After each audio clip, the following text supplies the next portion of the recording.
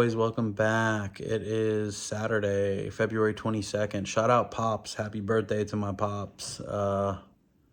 Still a young man. Good for you, sir. But it's Saturday. We want to get out these college basketball picks to you guys. Had a good night last night.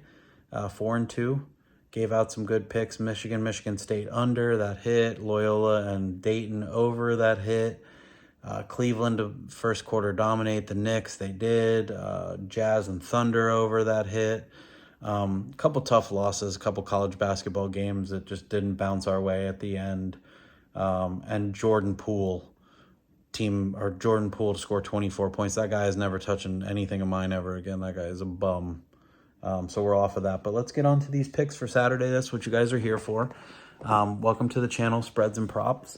If you haven't been here before, my name's Derek. I jump in, I give out picks based on a lot of research that I do. I'm not a handicapper. I don't pretend to be. But my buddy Josh and I die hard into basketball, into betting, and we love to give out these picks to people. And we've been pretty good at it. So we want to keep this thing going, and we're here to give out some free picks on Saturday. So let's dive into it real quick. The first game we're going to go to is one of the marquee games on the slate. Tennessee travels to Texas A&M, College Station, tough place to play. The line is set at 1.5, and we like the home team. We like Texas A&M. Texas A&M is 12-0 at home as a favorite this year. So they're a slight favorite in this game, but a favorite nonetheless. Tennessee is just a completely different team on the road. They don't score enough points. I do expect this game to be a defensive struggle. A lot of people are going to be on the under, and I don't blame you. But both teams have shown the ability at times to score points. But what I think the real takeaway in this game is going to be is Texas A&M absolutely owns the glass. They are the best offensive rebounding team in the country. So even if they are struggling to score, which we do expect to happen, just those second chance opportunities are things that you can get a cover like this, and the home crowd's really going to be into this game. They've not been conference foes for a very long time, but long enough that they've played each other in football now, and they're familiar enough with each other over the last few years since A&M has been in the SEC. This should be a really great game, but we're going to go with A&M on the short number, -1.5 at home. Second pick, we're going to stay in the SEC with a team who's very familiar with A&M. We are going to, we're going to go to Oklahoma. Oklahoma is a new SEC foe, so they don't understand these teams, and some of the first times they're playing these teams. So you got Mississippi State coming into the building. Mississippi State plays a very similar style to Texas A&M, who we just took, in the previous pick here. Mississippi State is going to drag the game out. They are going to play defense. The difference is they do have some small capabilities of scoring, and Oklahoma can't stop anybody right now. They've lost 5 out of 6. 5 of those, was it 5 out of 6, I think? Or maybe they've lost 6 straight, but at least 4 or 5 of those losses have been by 18 points or more. So they're not losing. They're getting blown out. They're 3-10 in the SEC. The conference has not been kind to them, and Mississippi State is not a world beater by any chance, but that Texas A&M win gives them some confidence. I am a little scared that the number -3.5 is a little bit short, which may, make me think that Oklahoma could win this game, but I just don't see them getting up enough for this game. Mississippi State, again, is not a rival of theirs. They don't care about this team.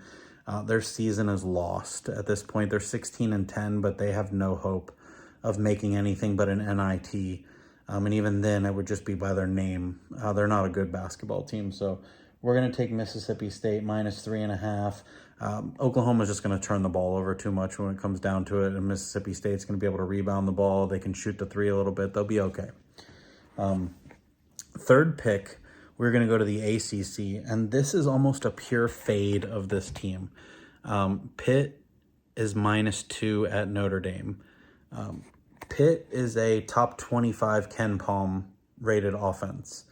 Ken Palm is a service, if you guys don't know what that is, that kind of rates these teams based on their efficiency. And so Pitt is a team who we like to score points, and they're playing Notre Dame. And ever since Notre Dame's coach came out and said, we're going to turn things around right now. They haven't turned anything around. They're terrible. They're getting dog walked by everybody. And this should be no exception. The line is -2. I don't understand it at all. And that simply goes off the eye test. I don't need to see any other statistics. I've watched Notre Dame several times. They're not good. I've watched Pitt enough times. They just came back from a deficit, won by 11 at home. They're a team who can score points. And at the end of the day, if you're going to say they only need to win by 2, I don't think Notre Dame can score with them even on their best day. So we're going to take Pitt -2 at Notre Dame. Again, this is just really a pure fade of Notre Dame. There will be a lot of teams that would sit in Pitt's shoes right now, and I would take them also. Pitt just happens to be really good offensively, so we're going to roll with that. Our fourth pick is going to be a pick that we've used a few times this year, and I'm going to go back to the well with it. Shout out my boy Josh, Big Man Krantz. Follow him on Twitter. He loves the Gators more than just about anything. And his team is really good at basketball. And their point total, they're on the road at LSU. Their team total is set at 81.5. I've just watched them score 80 points in just about every game they've played in this calendar year outside of the Tennessee game. Tennessee held them in the 50s, but they held Tennessee in the 40s. And my point is the Gators play really good defense, not excellent, but good enough, but they score a boatload of points. LSU is nobody to write home about. They had a nice win against South Carolina. South Carolina has no wins in conference at all. So LSU winning that game isn't a huge deal. But they might have some false confidence thinking they're going to go out there and play a style of basketball with Florida, and they're not. Florida will run them out of the gym. The line is set at 10.5, and I expect the Gators to cover that line also. But I'm more confident just playing this team total over 81.5. I think the Gators can score 90 points easily. So that's a soft number to me, so we're going to take that one. Again, it's very similar to the Mississippi State-Oklahoma game in that LSU is just going to turn the ball over way too much, and the Gators are the number 3 rebounding team in the country, so they're not going to give up second chance points. They're going to get out in transition. They're going to score. They're going to offensive rebound. They're going to shoot the 3 against LSU, and the 81 points is just too low, so we're going to go with that. Our fifth pick is going to be a favorite of again, my boy Josh. I'm on this team too. We've been riding with Akron. We haven't always put them on the video, but him and I bet them almost every single time they play. We bet the overs in their games because Akron scores a boatload of points. They do play defense as well, and they're taking on the Ohio Bobcats, who I just used in a game the other day against Central Michigan and took the over, and Ohio had some trouble scoring. They are an offensive team, but they had some trouble scoring, and they're taking on this Akron team. They are at home, but Akron is laying 2 points. Akron should be laying 8 or 10 points against this team. If they were at home, this line would be 12, and on the road, it should not be 2. So Akron -2 is just it's purely me riding with Akron, but additionally, I've seen Ohio over their last few games struggle. Akron not only is great offensively, they're a really good defensive team. That's a team that could actually make some noise in the March Madness tournament. So watch out for the Akron Zips. But in this game, Akron -2, it just doesn't make any sense, that line, so I'm all over that one.